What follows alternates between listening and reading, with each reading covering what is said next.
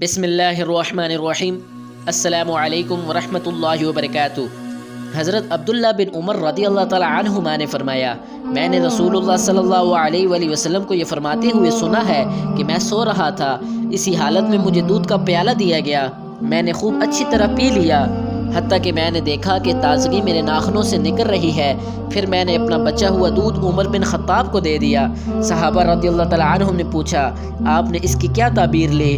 آپ صلی اللہ علیہ وآلہ وسلم نے فرمایا، علم۔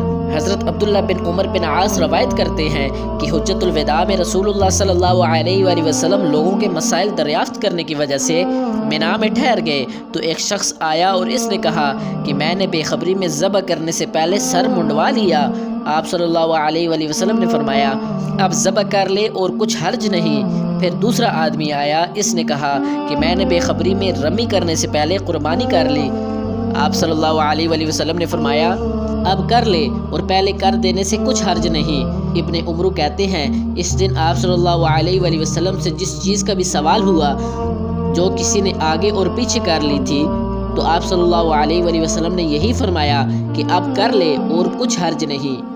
حضرت ابو ہریرہ رضی اللہ تعالیٰ عنہ رسول اللہ صلی اللہ علیہ وآلہ وسلم سے روایت کرتے ہیں کہ آپ صلی اللہ علیہ وآلہ وسلم نے فرمایا، ایک وقت ایسا آئے گا کہ جب علم اٹھا لیا جائے گا، جہالت اور فتنے پھیل جائیں گے اور حرج بڑھ جائے گا۔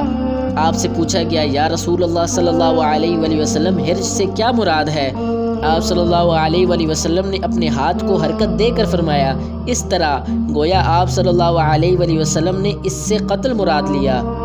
پیارے دوستو، اگر آپ مزید احادیث شریف سننا پسند کرتے ہیں تو میرے چینل کو ضرور سبسکرائب کریں۔